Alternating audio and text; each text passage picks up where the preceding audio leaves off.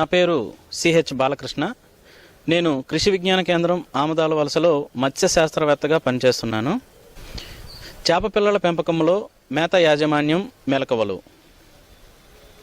చేప పిల్లల పెంపకంలో చేప పిల్లల తాలూకా పెరుగుదల లేకపోతే బ్రతుకుదల అనేది వాటికి అందించే పోషకాల మీద లేకపోతే మేత మీద ఆధారపడి ఉంటుంది.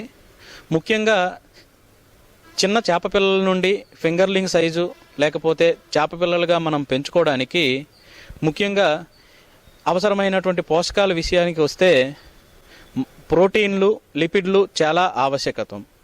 ఈ ప్రోటీన్లు, లిపిడ్లు అనేవి చేప పిల్లలకు సరైన మోతాదులో అందినట్లయితే చేప పిల్లల బతుకుదల, పెరుగుదల చాలా చక్కగా ఉండి రైతులకు ఆదాయం పొందడానికి అవకాశం ఉంటుంది. ఈ అధిక పోషక విలువలు ఉన్నటువంటి మేత విషయానికి వస్తే చేప పిల్లలను ఈ సహజంగా పెరిగే మేత అయినటువంటి ప్లవకాలు, జంతు ప్లవకాలు, వృక్ష ప్లవకాలు అనేవి చేప పిల్లలకు చాలా ఆవశ్యకం. ఈ జంతు ప్లవకాలలో సుమారు 50% వరకు ప్రోటీన్, 10% వరకు లిపిడ్స్ కలిగి ఉంటాయి. ఈ ప్లవకాలను మనం పెంచుకోవడానికి ఏర్పాటు చేసినట్లయితే, అంటే ఎరువుల యాజమాన్యం చేసినట్లయితే ఎప్పటికప్పుడు మనం ఈ పశువుల ఎరువును కానీ లేకపోతే ఈ రసాయన ఎరువులను కానీ వేయడం ద్వారా ఈ ప్లవకాలు, వృక్ష జంతు ప్లవకాలు సమృద్ధిగా అభివృద్ధి చెంది చేపలకు సహజ ఆహారం అనేది సమృద్ధిగా పెంచుకోవడానికి అవకాశం ఉంటుంది.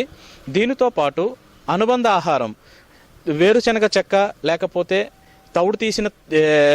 నూనె తీసిన తౌడు, ఈ రెండింటిని ఒకటి నిష్పత్తిలో మనం చేప పిల్లలకు అనుబంధ ఆహారంగా ఇచ్చుకోవడం ద్వారా కూడా చేపల తాలూకా బ్రతుకుదలను పెంచుకోవడానికి అవకాశం ఉంటుంది. ఇంకా చేపల పెరుగుదల కూడా ఎక్కువగా ఉంటుంది.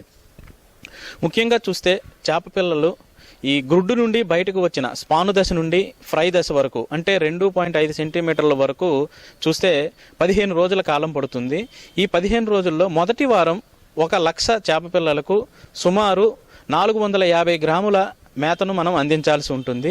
ఈ మేతతో పాటు ఈ సూక్ష్మ పోషకాలైనటువంటి మినరల్ మిక్స్ కానీ లేకపోతే విటమిన్ సి 15 నుండి 30 మిల్లీగ్రాములు 1 కేజీ మేతకు కానీ కలిపినట్లయితే ఈ చేప పిల్లలలో ఆరోగ్యవంతమైన చేప పిల్లలు తయారు చేసుకోవడానికి, వ్యాధి నిరోధక శక్తిని పెంచుకోవడానికి అవకాశం ఉంటుంది.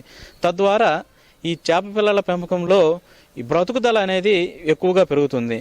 ఆ తర్వాత కాలంలో ఫ్రై దశ నుండి ఫింగర్లింగ్ దశ వరకు మనం అధిక ప్రోటీన్ ఉన్న మేతను ఇవ్వకపోయినప్పటికీ నూనె తీసిన తౌడు మనం ఇచ్చుకోవడం ద్వారా చేప పిల్లల మొత్తం బరువుకు సమానమైన బరువులో ఈ మేతను ఇచ్చుకోవడం ద్వారా చేప పిల్లల పెరుగుదల అనేది ఎక్కువగా ఉంటుంది. ఈ విధంగా మనం చెప్పిన మేత యాజమాన్యం సహజ ఆహారం పెంచుకోవడానికి, అనుబంధ ఆహారం ఇవ్వడానికి సంబంధించిన మేత యాజమాన్యం చేసుకోవడం ద్వారా